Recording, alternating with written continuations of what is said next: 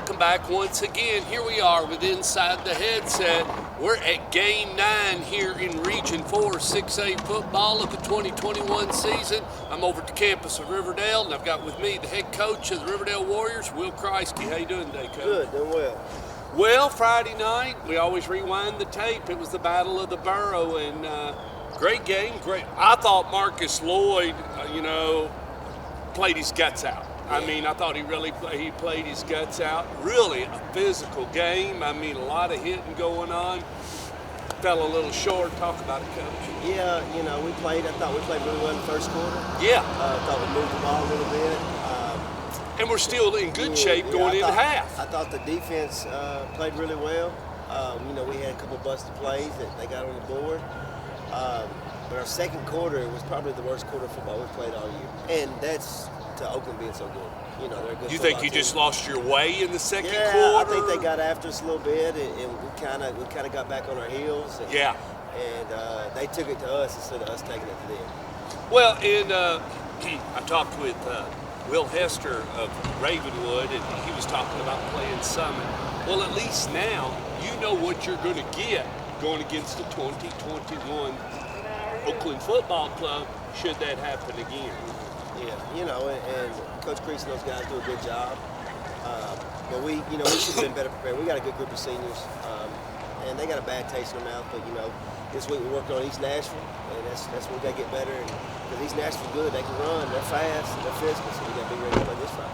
If you felt like there was one thing you could have done now that you're back at the tape and you think about the game from Friday night, you're just thinking about quick fixes, or if I could have just, if we should have started doing this, I should have went to this, or I should have done that. Was there any of that as you? Oh, of course, anytime you lose like that, there's a what if. Yeah. But we got behind the chains because of penalties. Okay. We made a lot of mental mistakes that we're not used to doing it in the last 3 or 4 games. And I don't know if it's the big game atmosphere that got to our guys, but getting behind, you cannot get behind. You can't start first and 15 against Oakland. You just can't. If you want to be successful, you got to be first and 10 or first and 5. Yeah. That defense is good. The top defense, one of the top defenses in the state. So us kept hurting ourselves. We get momentum, start moving the ball, and then we, get a penalty.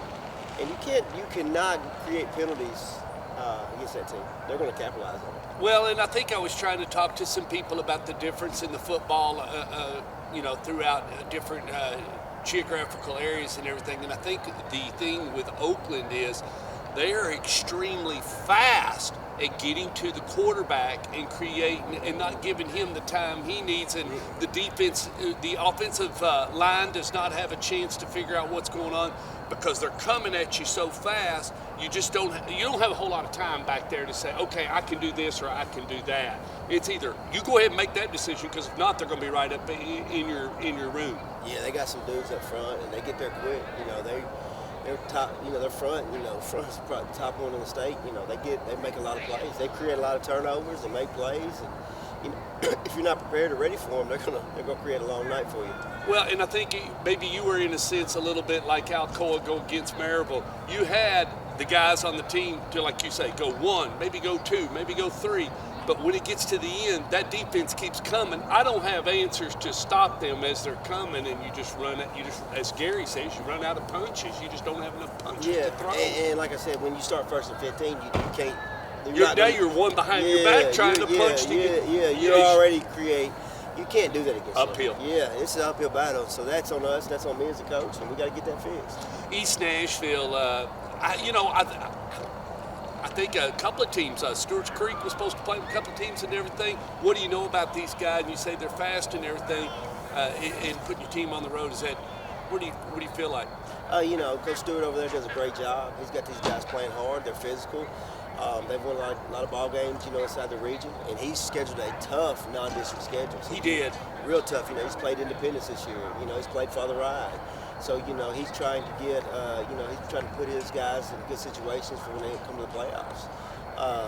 And those guys compete with all those teams.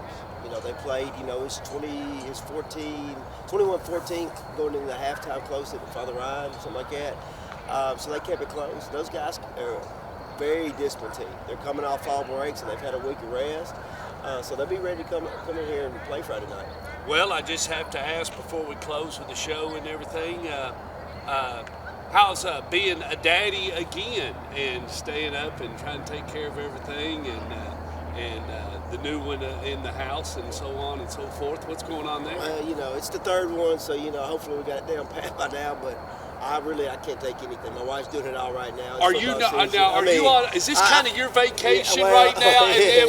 And then when football's over, are you going? Are you now going? Is she going to say, now the break's over? Last year, after we got put out of the quarterfinals, as soon as I got back from the radio show, she left. She didn't even tell me bye, so she left the kids there and she was gone. So she was gone. I don't think I saw her till late Saturday night. So she's marking the calendar now, and not that she wants you to go out, but at the same time, girls are talking. She's ready to get out, do her own thing, and as it may be, you get to do your thing, and that's what a good working relationship's all about. People don't realize you got to have successful families as a coach. You got to have a really good coach. She's behind the scene, runs it all.